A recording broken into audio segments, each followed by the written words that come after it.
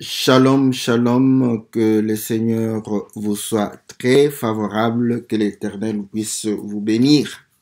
C'est votre bien-aimé, le pasteur Philippe Mukingi, pour votre émission Louons l'Éternel, une émission qui vous est présentée tous les lundis à partir de 20 heures, une émission qui nous permet de partager la parole du Seigneur au travers les cantiques, une émission qui nous permet de pouvoir réellement élever le nom de notre Seigneur Jésus, une émission qui nous permet de pouvoir adorer et célébrer Dieu en esprit et en vérité, une émission qui nous permet de pouvoir réellement communier avec l'Éternel et qui nous permet de pouvoir être éclairés et le servir.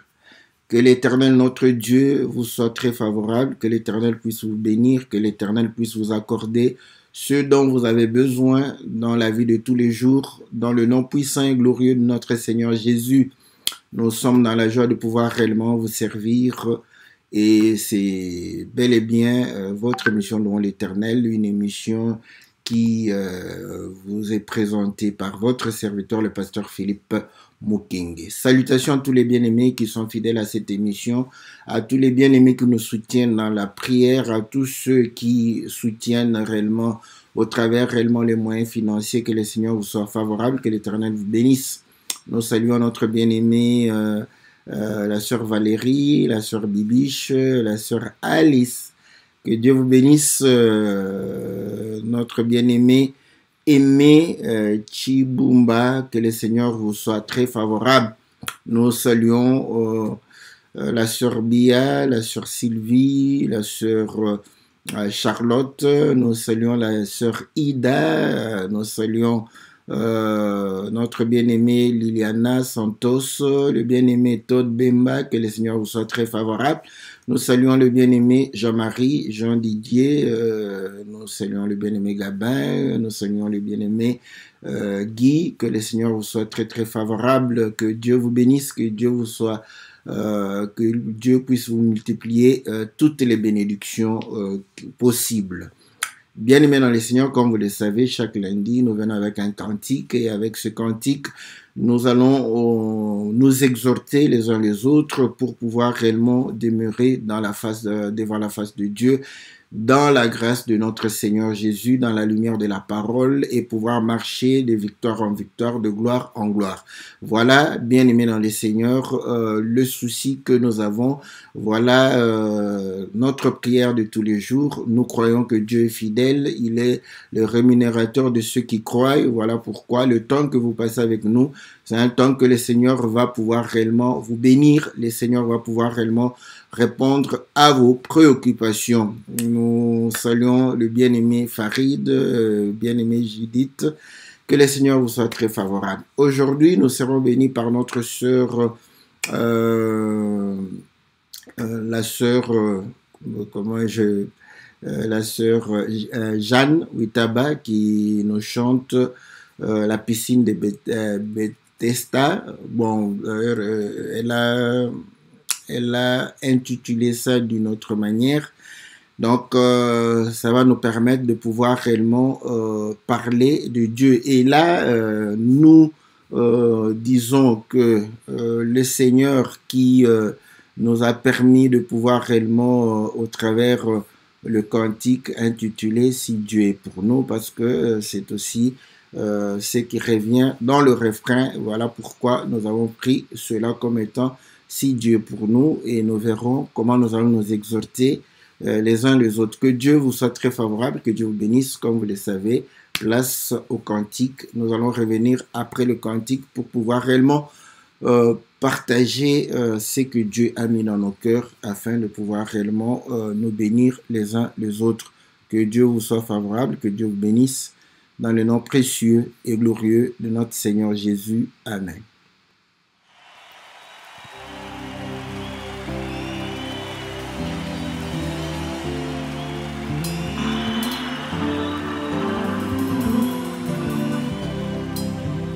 Yonde nzambe nangu ya nyonso kombo nayo mopesi na bomoi nanya ya liboso nayo na maya miso azonga nango Yesu nandimi tenkolo Nanyaya liboso na yo na pasi ya motema azonga ndenge moko na ndimite nkolo nanya kimela yo na pasi ya motema azonga ndenge moko na ndimite nkolo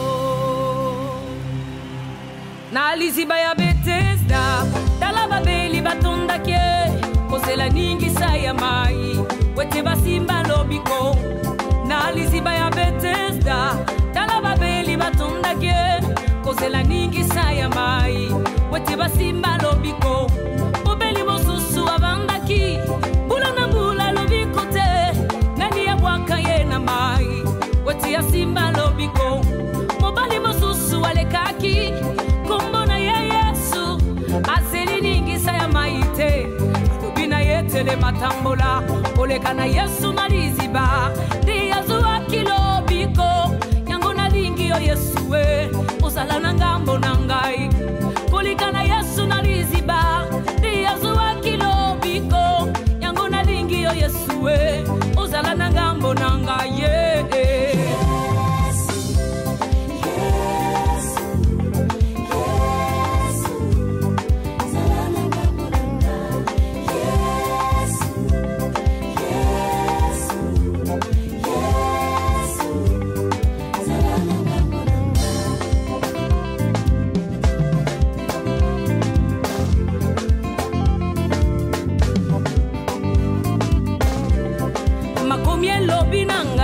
na mabibi na Yesu na biki sami bongo na banga nini ye Yesu lobiko tango nyoso makomye lobi na yo na mabibi na Yesu yo biki sami bongo yo lenga nini Yesu lobiko tango nyoso Yesu médecin par excellence abiki sakana melite atana kisite kasina nguyali loba na ye ata maladi umeli ekumi mangai na kufate kasipona kembo na zambe eye bakomoni samba atako pasi umeli ekumi mangai na kufa jamais kasipona kembo na zambe eye bakomoni samba bongo bokono nini oyo zamba nanga kubikisa atika kamokili bafinga bachola bongo ya telema na suka yelale zambe nanguyo opesa biyano ya moto yaka Yesu zambe na ilia atabakangi bongo inanga batena kati ya molangi ngai na benga kombo yo ezala na ngambo na ngai atabakangi esengo nanga bakenango na se na mai Yesu kota kabisika nyonso asenga kanzela na mutute atabakangi nyonso na ngai balobi jamais nakoki obonga motema na nga fanda kimia Yesu aza na ngambo na ngai abele koningana mulangi ekopasuka ngai na bimie tala nakomi mosombi abele koningana mulangi ekopasuka ngai na bimie tala nakomi mosombi gelele Yesu Yesu Yesu makoki esatu nambe ya molingo pesa kabiano ya moto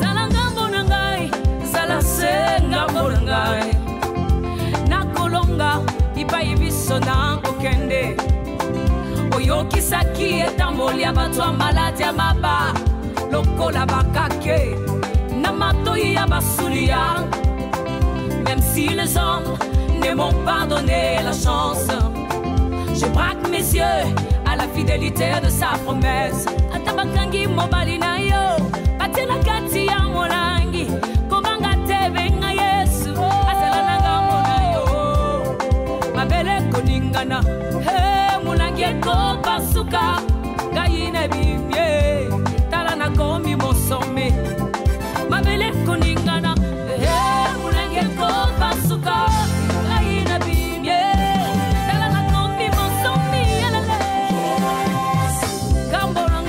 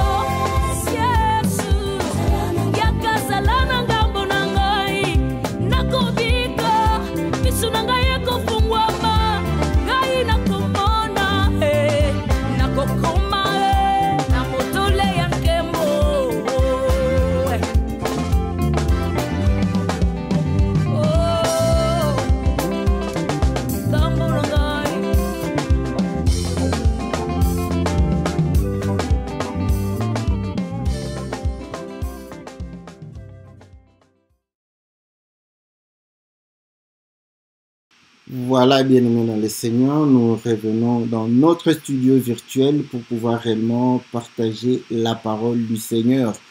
Et nous croyons que Dieu est bon, Dieu nous fait grâce. Voilà pourquoi nous sommes dans la joie de pouvoir réellement partager ce moment. Nous sommes dans la joie de pouvoir réellement élever le nom de notre Seigneur Jésus. Que Dieu vous soit très favorable, que Dieu vous bénisse. C'était notre sœur Jeanne Witaba et elle a chanté le cantique, disons que au niveau de la piscine de Bethsaïda, il y avait un homme qui était paralytique et avait fait 38 ans dans sa maladie et n'avait personne pour pouvoir réellement le plonger lorsque l'eau bougeait quand l'ange descendait. Et heureusement pour lui, il y avait le Seigneur qui était passé par là et qui a pu lui apporter la guérison. Donc voilà pourquoi elle nous exhorte pour dire que quelle que soit la situation, quelle que soit la maladie, quelle que soit la difficulté, quels que soient les problèmes, on n'a pas à pouvoir réellement nous inquiéter, car si Dieu est pour nous, il est de notre côté, nous aurons toujours une solution. Et toutes ces choses qui arrivent dans la vie, c'est juste pour montrer la gloire de Dieu, c'est pour pouvoir montrer la puissance de notre Seigneur, la grandeur de notre Dieu. Voilà pourquoi elle chante le nom du Créateur, de son Dieu. Elle chante le Seigneur Jésus et nous chantons aussi pour la gloire de notre Seigneur Jésus. Voilà, bien-aimé dans le Seigneur, le résumé du cantique de notre bien-aimé Jeanne Witaba, que nous bénissons et que nous sommes en train de pouvoir réellement bénéficier de ce don. Voilà pourquoi nous avions toujours dit que nous saluons tous les bien-aimés qui se donnent la peine de pouvoir soutenir les chantres, parce que nous sommes dans cette émission en train de nous édifier les uns les autres, et au travers leurs cantiques, nous avons la possibilité de pouvoir visiter les appartements de la parole pour pouvoir réellement chercher les richesses qui y sont cachées.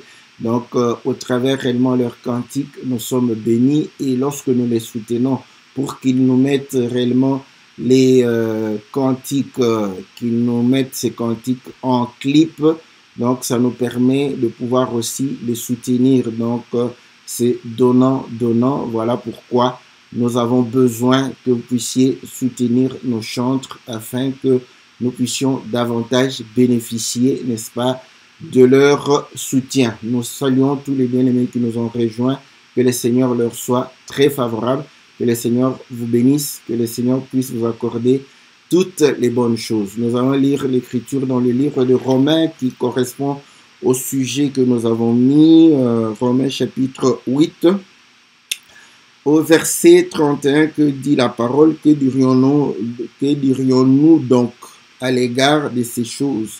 Si Dieu est pour nous, qui sera contre nous? Voilà, donc vous allez comprendre que là, l'apôtre est en train de pouvoir dire que qu'est-ce que nous pouvons dire à l'égard de ces choses? De quelles choses il était en train de pouvoir parler? De quelles choses? Voilà, la sœur a énuméré certaines de ces choses, mais lorsque nous lisons à partir du verset 28, il est dit ceci: nous savons du reste que toute chose concourt au bien de ceux qui aiment Dieu et de ceux qui sont appelés selon son dessein. Voilà, toute chose concourt au bien de ceux qui aiment Dieu, de ceux qui ont été appelés selon son dessein. Et vous allez comprendre que les bonnes choses, nous les apprécions directement. Donc, nous comprenons que cela concourt directement à notre bien. C'est un concours direct. Donc, quand vous vous mariez, quand vous avez de la promotion, quand vous avez, voilà, il y a la naissance, quand il y a le travail, quand vous êtes acquéreur d'un bien, donc à ce moment-là, vous voyez que ça concourt directement à votre bien. Mais cependant, vous allez comprendre que l'autre aspect de la vie, nous ne savons pas si cela concourt à notre bien. Et voilà pourquoi Paul va nous exhorter en disant ceci.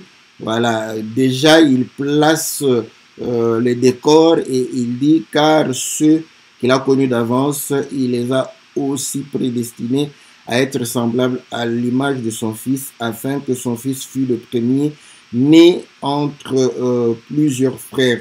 Et ceux qu'il a prédestinés, il les a aussi appelés. Ceux qu'il a appelés, il les a aussi justifiés. Ceux qu'il a justifiés, il les a aussi glorifiés. Que dirions-nous donc à l'égard de ces choses? Si Dieu est pour nous, qui sera contre nous? Vous voyez? Donc là, il démontre que ceux qui aiment Dieu, ceux qui ont réellement bénéficié du dessein de Dieu, le plan de Dieu, mais il démontre que comment Dieu le fait, il prédestine, il appelle, il justifie. Lorsqu'il justifie, il glorifie, et cela pour pouvoir réellement manifester sa gloire. Donc, il y a un processus. Et là, Paul est en train de dire que voilà ceux pour qui toute chose concourt au bien d'eux. Voilà. Donc, il faut que tu sois dans le dessein de Dieu, que tu sois prédestiné. Comment tu sauras que tu es prédestiné? C'est lorsque tu vas entendre la voix, n'est-ce pas, l'appel de ton Dieu. Comment tu vas pouvoir entendre l'appel de ton Dieu, n'est-ce pas? C'est là le problème. Et là, il démontre que une fois que tu as répondu à l'appel de Dieu, le Seigneur va te justifier. Pourquoi? Parce qu'il t'a appelé des ténèbres pour venir à la lumière, de la mort à la vie, du péché à la sanctification. Donc voilà pourquoi il va pouvoir réellement te justifier, parce que car tous sont péchés et sont privés de la gloire de Dieu. Voilà pourquoi j'ai toujours dit que l'homme doit se considérer toujours pécheur, même si tu te contrôles, tu te dis que je n'ai rien fait de mal, mais cette chair que tu portes, l'Écriture, surtout dans Romains, ici on a dit que la chair a été vendue au péché, donc tu portes le péché avec toi. Donc voilà, c'est comme ça que tu dois te reconnaître comme étant pécheur, surtout que tu aimes bien ta chair. Comme j'aime aussi la mienne. Donc, vous allez comprendre que quelque part, je cohabite avec le péché. Et ainsi, n'est-ce pas, devant la face du Seigneur, je dois reconnaître que je suis un homme, n'est-ce pas, qui est faible. Voilà pourquoi, lorsque quelqu'un répond à l'appel de Dieu, il commence toujours par être justifié. Mais comment être justifié? C'est ce que Pierre va dire le jour de la Pentecôte, parce que vous avez cru, n'est-ce pas, repentez-vous, soyez baptisés au nom de Jésus pour l'obtention du pardon de vos péchés. Et après cela, quand le Seigneur va vous laver votre coupe à l'intérieur, il va déverser son esprit, le vin dedans, pour que nous puissions réellement servir à réjouir le cœur de Dieu, parce que l'Écriture dit que le vin réjouit le cœur de Dieu et le cœur des hommes. Donc vous allez comprendre que quand le Seigneur déverse son vin en toi, tu vas réjouir le cœur de Dieu et tu seras réellement agréable à Dieu. Voilà pourquoi il a dit que tous ceux qu'il a justifiés parce qu'ils réjouissent le cœur de Dieu, Dieu va pouvoir les glorifier en leur donnant réellement sa gloire, en leur donnant sa lumière, son éclat, en leur donnant sa nature pour pouvoir réellement se glorifier en eux. Voilà. Et là, il va continuer, il dit au verset 32, vous voyez, tout ça, c'est beau, c'est réellement quelque chose qu'on désire, n'est-ce pas? Le Seigneur nous a pardonné, il est miséricordieux, il a effacé nos péchés, n'est-ce pas? Il nous a glorifié. Si tu crois, tu verras la gloire de Dieu. Nous aimons la gloire, et la gloire, c'est ce qui est éclatant. Voilà pourquoi dans la nature de tous les jours, nous aimons être chic, beau, bien présentable, voilà, parce qu'on reflète une certaine gloire. Voilà pourquoi le Seigneur a dit par rapport à Salomon que dans toute sa gloire, vous voyez, il ne s'est pas habillé comme j'ai habillé, n'est-ce pas, l'herbe de champ. Donc, pour montrer que quand quelqu'un est dans sa gloire, vous allez comprendre que cela va se manifester, n'est-ce pas, au travers son apparence, n'est-ce pas, il sera parfumé, il va pouvoir réellement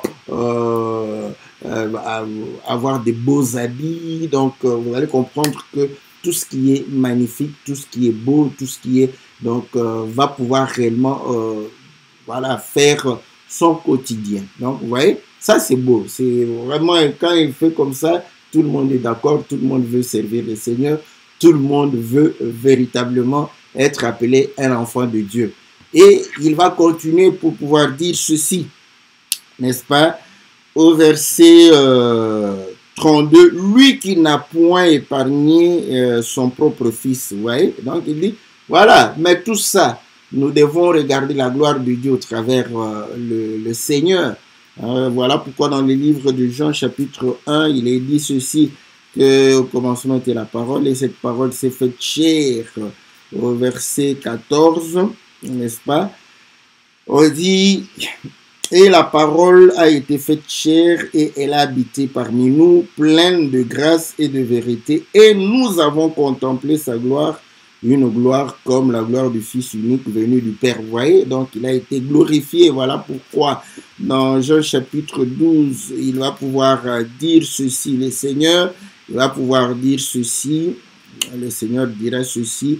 Au verset 28, Père, glorifie ton nom et une voix vint du ciel.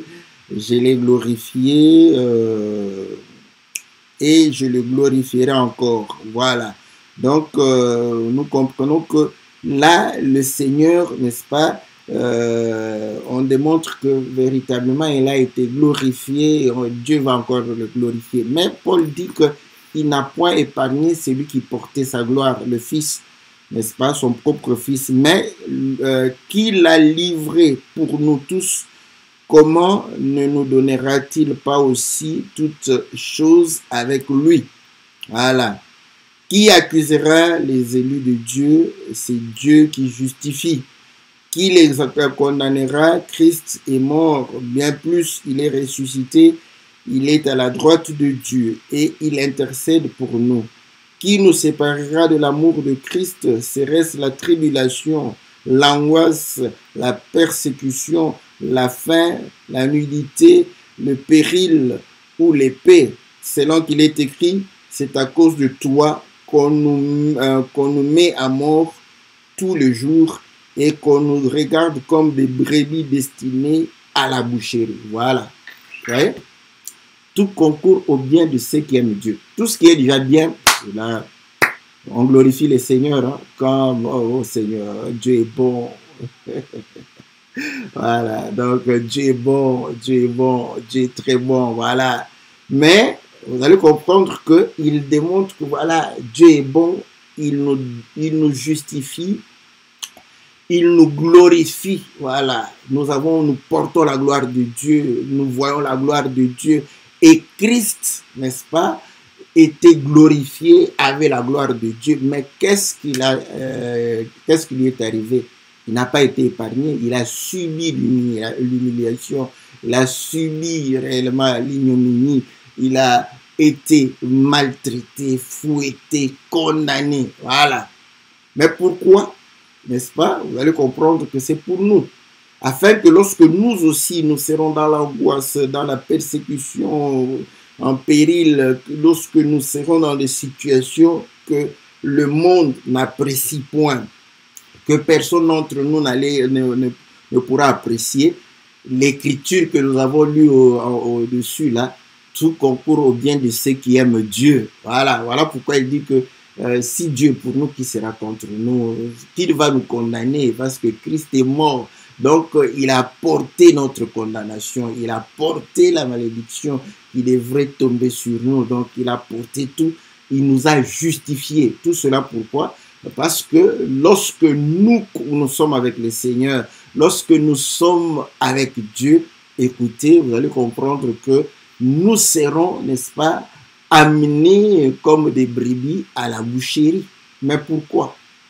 Le Seigneur l'a démontré, n'est-ce pas? Il a dit, si le monde m'a haï, vous croyez que le monde va vous applaudir? Non. Donc, un signe, si tu es avec le Seigneur, n'est-ce pas, le monnaie ne va pas t'aimer. Et pourtant, tu es quelqu'un qui va pouvoir manifester beaucoup de bonnes choses, n'est-ce pas? Parce que tu vas l'assister, tu vas le soutenir, tu vas le conseiller, tu peux toujours être disponible pour lui, tout ça. Mais je vais vous dire pourquoi il ne va pas t'aimer. Parce que l'écriture ne peut être anéantie. Écoutez ce que le Seigneur va pouvoir dire dans le livre de Jean chapitre 17. Voilà, Jean chapitre 17, j'y suis. Je vais regarder où est-ce que il a pu dire cela. Voilà. Bon, l'écriture, je ne l'ai pas directement. Je sais que je suis là. Voilà.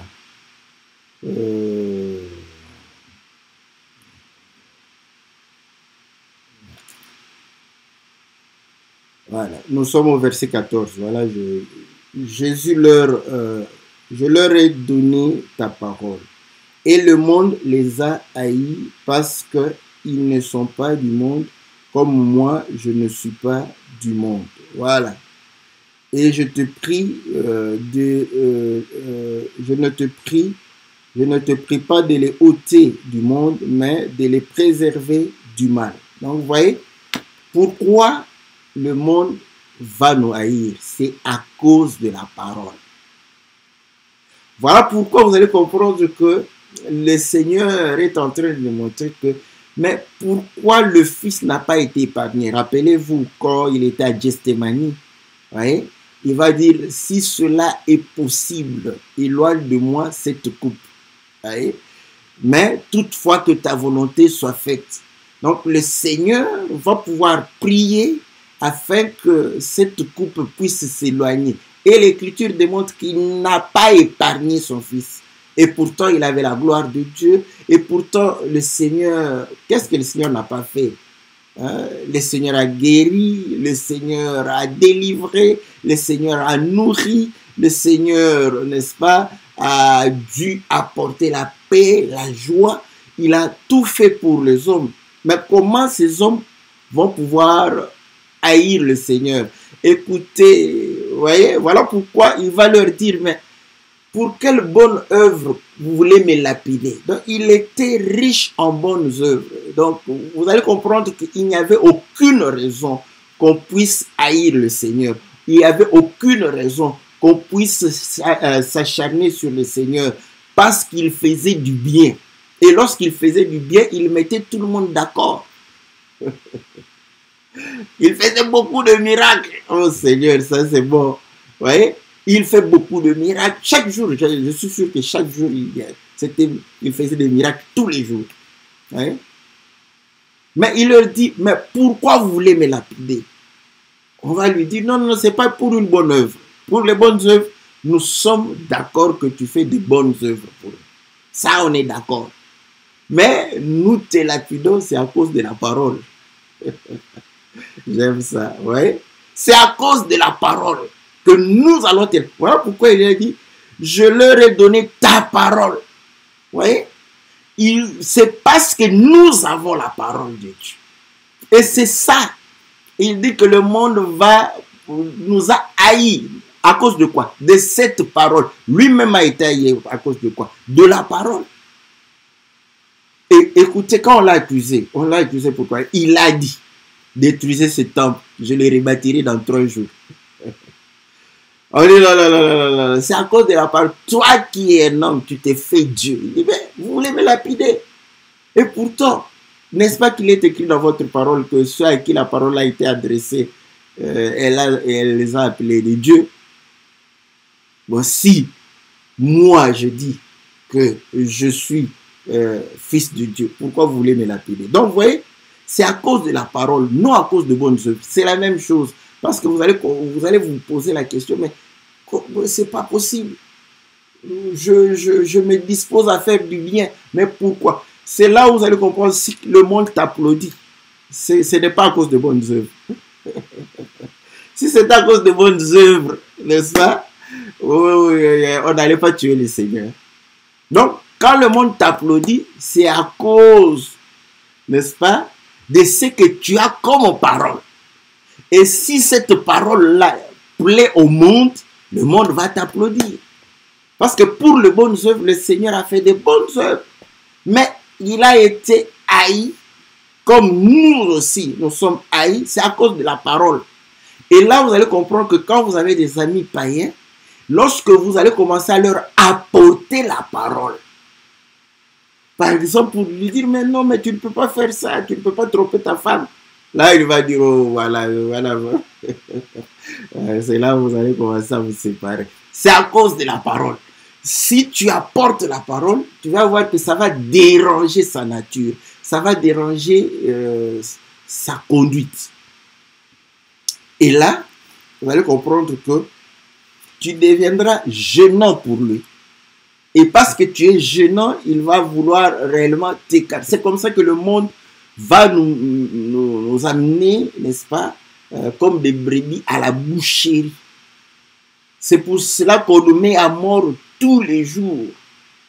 Pourquoi? Parce que nous annonçons la vérité. Voilà pourquoi vous allez voir que quand vous commencez à annoncer la vérité, même avec ceux qui prétendent servir le Seigneur, ceux qui ont le nom de Jésus, et ceux-là sont encore pires que un païen pataté.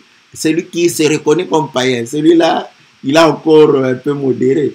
Il va dire, ah, bon, aujourd'hui avec la démocratie, c'est une bonne chose. Je bénis le Seigneur pour la démocratie, je bénis le Seigneur pour réellement le droit de l'homme, je bénis le Seigneur pour la liberté d'expression. Parce que si nous étions au temps de Paul, je ne sais pas si combien de personnes allaient véritablement témoigner la vérité. Parce qu'au temps de Paul, au temps du Seigneur, tu parles de la vérité, on te chicote. Mais aujourd'hui, tu peux dire, et si tu es assez intelligent, tu pourras te défendre lorsque on voudra peut-être t'accuser de subversion, t'accuser de xénophobie. Si tu es intelligent, tu pourras te défendre parce que c'est la liberté d'expression. Bon, si tu n'es pas assez intelligent, tu peux te faire coffrer. Là, on va te dire que là, tu es en train d'enfreindre les lois, n'est-ce pas, de la République. Mais vous savez, avec la Bible, surtout nous les Africains, nous sommes...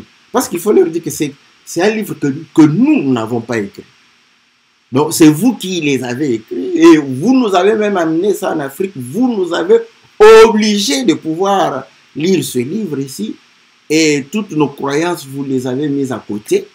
Et quand je lis la Bible, c'est dans cette Bible qu'on est en train de me dire que voilà, les homosexuels ne vont pas hériter le royaume. C'est là il va commencer à dire, mais quoi? Nous, on n'avait pas les imprimeries. C'est vous qui avez fait les premières imprimeries. Nous, on avait les papyrus là-bas pour les avoir. C'était pour les initier. Non, ce n'était pas à la portée de tout le monde. Donc, vous êtes venus, vous avez vulgarisé le papier avec l'imprimerie. C'est comme ça que vous avez multiplié. Auparavant, dans l'église catholique, il n'y avait que le prêtre qui lisait la Bible. Ça, c'est bon. Ouais. Donc, à ce moment, tu peux t'en sortir parce qu'on est dans un monde de liberté. Mais vous voyez, cet avantage, c'est pour nous, pour que nous puissions annoncer la parole de manière libre. Mais le diable profite aussi. Dans sa liberté, il peut se promener nu. Quand toi tu dis, mais c'est pas bien, il fait très chaud. J'ai envie d'avoir de l'air qui passe partout. Ouais.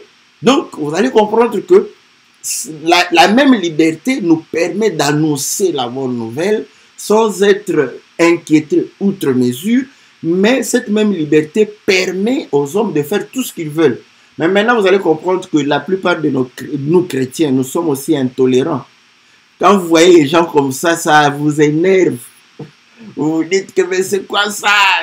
Ouais. Bon, tu t'énerves pour l'autre, mais imagine maintenant que moi, le pasteur qui te prêche tous les jours et tu ne te convertis pas. Je vais te le dire. Ça nous énerve aussi, tel que ça t'énerve de voir, n'est-ce pas, hein, la marche des... comment on dit ça? J'ai oublié le nom, l'expression de leur marche, n'est-ce pas? Ça t'énerve. Quand tu vois, n'est-ce pas, deux hommes en train de... Tu te dis, c'est quoi ça? Tu es énervé, tu veux imposer. Quand tu vois qu'ils veulent voter des lois pour libéraliser, n'est-ce pas, l'avortement, tu te mobilises, hein, tu te sens menacé. C'est la même chose que nous ressentons. Nous prêchons, mais tu ne te convertis pas. Nous prêchons, tu ne changes pas, tu ne veux pas, tu veux rester, toujours faire plaisir à ta chair. C'est la même chose que nous ressentons. Bon, moi, au moins, je suis de l'école de Paul. Même si je suis irrité dans mon cœur, mais quand je vais commencer à parler, je vais sourire. N'est-ce pas? Tu vas voir que je suis content. D'ailleurs, quand je suis content, je prêche. C'est-à-dire, quand je suis content, je vais le dire, je me prêche bien. J'aime ça. Voilà. Donc, quand je suis content, c'est que moi-même, je sens que non, c'est bon. J'apprécie. Donc, je mange aussi. Voilà. Donc, mais là, maintenant, comment tu sauras que je suis irrité? Tu ne sauras jamais. Je suis irrité. Mais pourtant, je suis irrité. Irrité parce que chaque jour, je parle, tu ne comprends pas. Je parle, tu ne comprends pas. Je ne sais pas, je me dis, mais je dois changer de nature pour commencer à imposer. Oui, bon, quand je vais commencer à imposer, tu peux... Bon, en Europe, ici, avec la liberté, que c'est difficile. Bon, on peut toujours manipuler, hein, parce qu'il faut le savoir, il y a des techniques de manipulation où on va t'imposer et tu vas faire, mais après tout, tu seras serviteur d'un homme, pas de Dieu. N'est-ce pas? Mais du moins, si ça peut te permettre de craindre Dieu, ça vaut la peine. Voyez? Donc, vous allez comprendre que c'est la parole. Et voilà pourquoi, comment tu sauras que Dieu est esprit. On le voit où? Hein, dis-moi. On le voit où? Bon, toi, comme tu es encore catholique dans tes pensées, quand tu dors et que dans tes visions, tu ne verras jamais ton Dieu noir. Ça, tu ne le verras jamais, je te le dis. Et là, comprends que tu es encore un vrai catholique. Parce que le catholique t'a présenté un Dieu de la race blanche.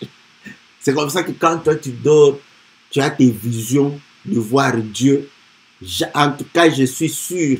Vous savez, moi, je ne suis pas prophète. Hein, mais en tout cas, j'ai le discernement. Je sais discerner les esprits. Je suis sûr. Je te le dis, si tu es franc, toutes les fois où tu as vu Dieu dans tes songes, dans tes rêves, dans des visions, tu ne l'as jamais vu dans la peau d'un noir. Dis-moi, tu vas voir que c'est vrai, c'est comme ça. Tu as toujours vu ton Dieu dans la peau d'un blanc. Voilà.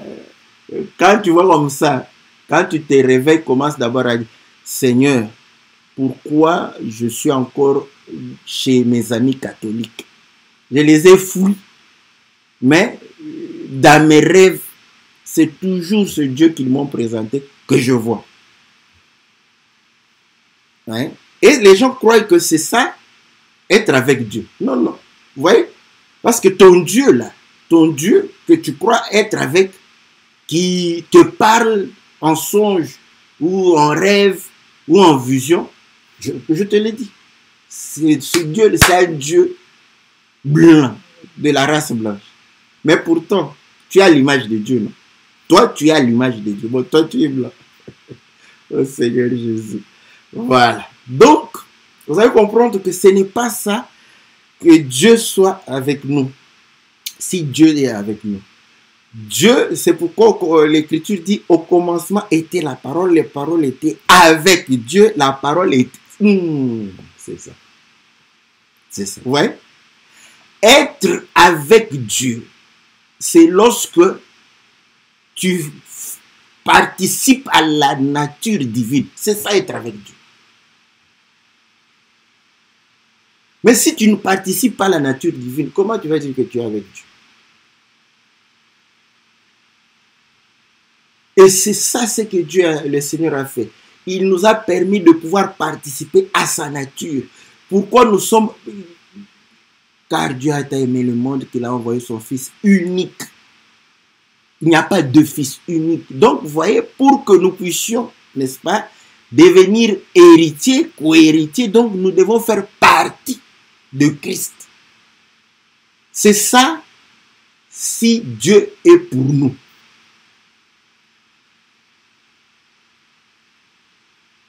Mais tu vas voir, les gens vont croire que non, ils croient qu'il est à l'école primaire où on nous apprenait les récitations, le corbeau et les renards. Je ne sais pas, les enfants ici n'étudient pas le corbeau et les renards.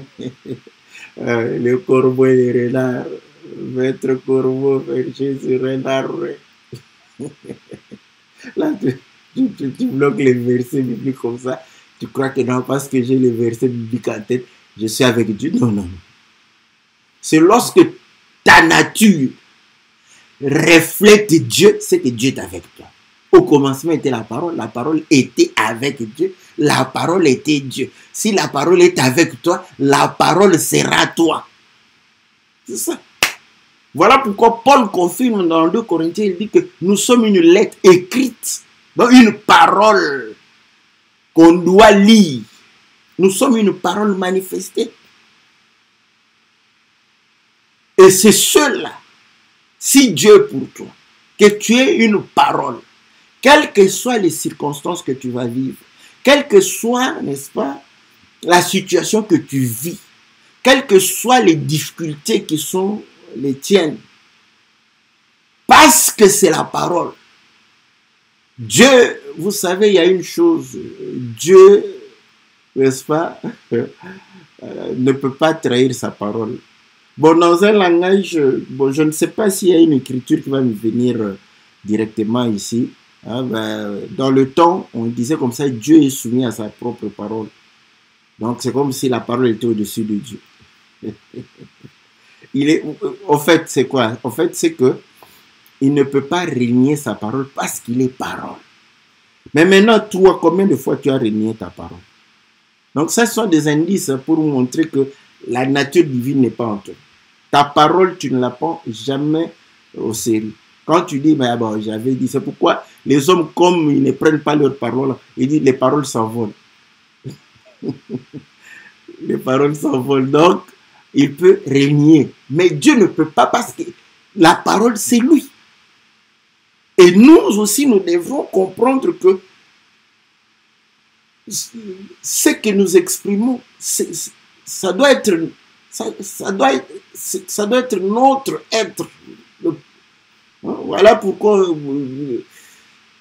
tout ce que je dois manifester, c'est moi. Ça doit être toi. Tu dois être vrai. Quand tu apprécies quelqu'un, voilà, tu l'apprécies. Quand tu ne l'apprécies pas, il faut qu'il sache que tu ne l'apprécies pas. Hein? Si Dieu est pour nous, hein? Tout ce qui va venir sera pour notre bien. Tout va concourir à notre bien. Voilà pourquoi vous allez comprendre que toutes les difficultés là vont te permettre de goûter, n'est-ce pas, le bien que tu vas désirer pendant que tu étais dans une situation assez difficile. Tu vas véritablement... Hein, c'est comme l'exemple qu'on donne à celui qui gagne l'argent facilement, va dépenser facilement. Parce qu'il n'a pas souffert pour cet argent. Et les gens disent, mais pourquoi les riches sont égoïstes. Ils sont égoïstes parce qu'ils souffrent pour gagner l'argent. Voilà. Comme toi, tu ne souffres pas pour gagner l'argent. C'est pourquoi tu donnes à tout celui qui te demande. Tu donnes. Tu dépenses, n'est-ce pas? Parce que tu ne connais pas la valeur de l'argent. Les riches connaissent la valeur de l'argent. Ils ont beaucoup d'argent, mais ce sont des vrais égoïstes. Parce qu'ils travaillent durement pour gagner cet argent. Parce que pour être, vous savez, les gens croient que pour être riche, c'est facile. C'est pas facile d'être riche. Voilà pourquoi ceux à qui on a prêché que non, vous voyez, croyez au Seigneur Jésus, vous deviendrez les riches. Ils croient que c'est facile. Quand je crois comme ça, je deviens. C'est pas facile d'être riche. C'est pas facile. Va demander à ces riches-là. Vous savez quand est-ce qu'ils s'élèvent? Pendant que toi, tu fais des grâces matinées, lui, il doit s'élever tôt. Parce qu'il doit être au courant si la bourse a chuté ou pas. Mais toi, tu ronfles. Tu vas te réveiller si jamais on a besoin de toi. Ce même riche a besoin de toi à 5 heures. Là, tu te réveilles le plus tôt. Donc, vous allez comprendre que toute cette souffrance, toutes les difficultés, n'est-ce pas, nous permettent d'apprécier le soutien de Dieu, le secours de Dieu, nous permet d'apprécier, n'est-ce pas, la bonté de Dieu envers nous. Pourquoi? Parce que nous reconnaissons, n'est-ce pas, la main de Dieu qui vient nous soutenir, parce que cette main, c'est sa parole. Et comme nous sommes parole, nous apprécions d'autant plus, n'est-ce pas, cela. Donc, voilà pourquoi nous disons, vaut mieux être avec la parole que avec les hommes.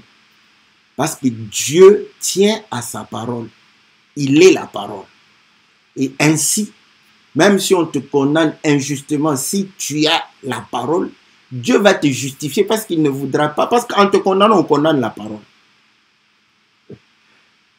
Ça, c'est bon. Que le Seigneur, n'est-ce pas, nous soit favorable, n'est-ce pas? Bon, mon épouse m'a toujours reproché que je ne regarde pas, n'est-ce pas, voilà. Bon, j'espère que mon comportement vous a fatigué de poser les questions. En direct, bon, c'est comme ça, j'ai un faible de ne pas lire, je ne sais pas. Bon, de toute façon, ça sera parce que ça passe assez rapidement. Donc là, il faudrait lire qu'est-ce qu'on a écrit là-bas et après. Bon, apparemment, n'est-ce pas, ça deviendra moins attrayant. Bon, voilà. Nous croyons que si tu manifestes la parole, si la parole est avec toi et que tu es parole, qui sera contre toi? Vous voyez? Donc, vous allez comprendre que comme Paul va pouvoir dire, et je crois que je vais clôturer en lisant cette écriture-là, parce que je l'avais laissée. On aime bien cette écriture, Romains chapitre 8, et on dit au verset 34, 37, mais dans toutes ces choses, nous sommes plus que vainqueurs par celui qui nous a aimés. Voilà. Nous sommes plus que vainqueurs par celui qui nous a aimés. Que le Seigneur nous soit très très favorable. Je sais que vous pouvez passer des moments difficiles, mais si tu as la parole avec toi, tu vis la parole, tu manifestes la parole, n'est-ce pas?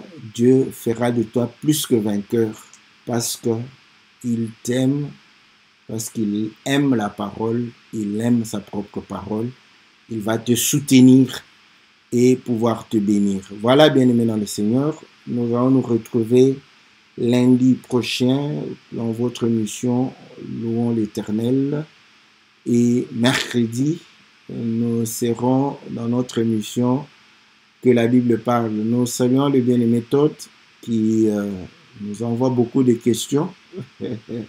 J'aime ça. Donc, on va essayer de répondre à ces questions. N'est-ce pas?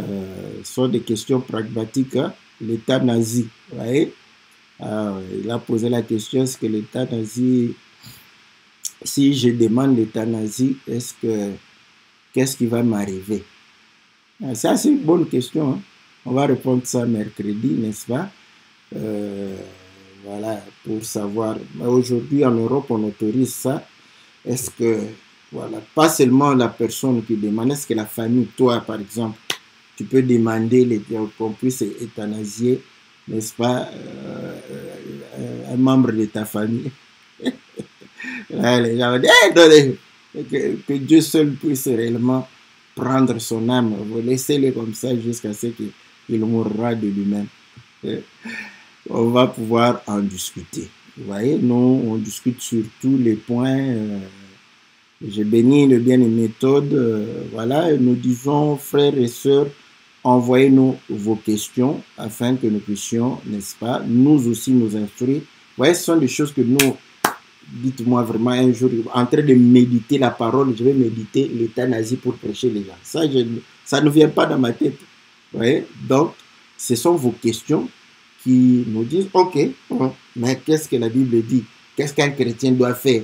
Est-ce qu'il peut autoriser l'euthanasie ou bien ne pas l'autoriser? Est-ce que c'est bon ou c'est pas bon? Ça, ce sont des choses dans la pratique. Ce ne sont pas la théorie, les théories que nous apprenons, n'est-ce pas, à l'église. Ça, c'est pratique. Donc, l'acte que je pose est conforme à la parole de Dieu. Voilà pourquoi je vous ai toujours dit, tout acte que nous posons, nous devons nous dire est-ce que c'est conforme à la parole de Dieu. Que Dieu vous bénisse. On se retrouve bientôt, si Dieu nous prête vie, dans le nom puissant et glorieux de notre Seigneur Jésus. Amen.